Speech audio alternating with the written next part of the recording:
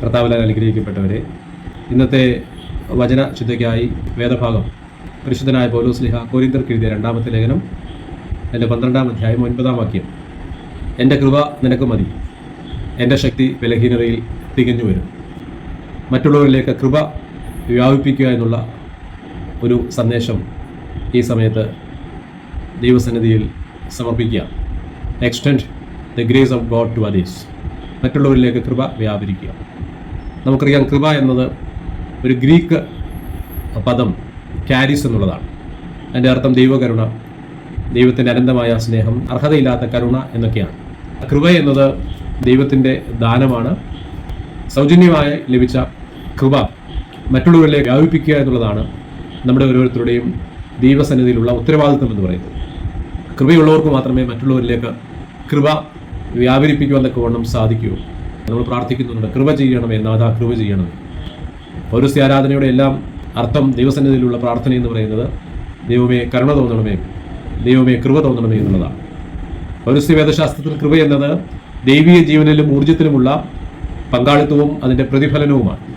പ്രതിഫലനം മറ്റുള്ളവരിലേക്ക് കൃപ വ്യാപിപ്പിക്കുക എന്നുള്ളതാണ്. എങ്ങനെയാണ് നമുക്ക് കൃപ വ്യാപിപ്പിക്കുവാൻ തക്കവണ്ണം സാധിക്കുന്നത്? ഒന്നാമതായി, കൃപ വ്യാപിപ്പിക്കുവാൻ സാധിക്കുന്നത് നമ്മുടെ വാക്കുകളിലൂടെയാണ്. മറ്റുള്ളവരെ നന്മയിലേക്ക് നയിക്കുന്ന, പ്രചോദനം നൽകുന്ന നല്ല വാക്കുകൾ സംസാരിക്കുവാനും അവരെ കേൾക്കുവാനും തക്കവണ്ണം നമുക്ക് സാധ്യമായി തീരണം. നമ്മുടെ വാക്കുകൾ മറ്റുള്ളവരെ വളർത്തുന്നതായിരിക്കണം, പ്രചോദനം നൽകുന്നതായിരിക്കണം, പിടിച്ചുയർത്തുന്നതായിരിക്കണം നമ്മുടെ വാക്കുകൾ. അതിലൂടെ കൃപ നമുക്ക് മറ്റുള്ളവരിലേക്ക് വ്യാപിപ്പിക്കുവാൻ തക്കവണ്ണം സാധിക്കും. രണ്ടാമതായി, കൃപ വ്യാപിപ്പിക്കുവാൻ സാധിക്കുന്നത് നമ്മുടെ മനോഭാവത്തിലൂടെയാണ്. മറ്റുള്ളവരോടുള്ള നമ്മുടെ സമീപനം, വെറുപ്പ്, വിദ്വേഷത്തിന്, പകയ്ക്ക്, അതൊന്നും അവിടെ സ്ഥാനമില്ലാതായി മാറുകയാണ്. മറ്റുള്ളവരോട് ക്ഷമിക്കുവാൻ, മറ്റുള്ളവരോട് സ്നേഹത്തിൽ ഇടപെടുവാൻ, മറ്റുള്ളവരെ ഉൾക്കൊള്ളുവാൻ, വിവിധ ചിന്താഗതികളും ജീവിതശൈലിയുമുള്ളവരാണ് നമുക്ക് ചുറ്റും നിലനിൽക്കുന്നത്. അവരെല്ലാം അവരുടേതായ തലത്തിൽ ഉൾക്കൊള്ളുവാനും അവരെ കരുതുവാനും സ്നേഹിക്കുവാനും ഒക്കെ നമുക്ക് സാധ്യമായി തീരണം. ദൈവിക പദ്ധതിയുടെയും രക്ഷാകര പദ്ധതിയുടെയും ഭാഗമാണ് എല്ലാ മനുഷ്യരിലേക്കും ദൈവകൃപ വ്യാപരിക്കുക എന്നുള്ളത്.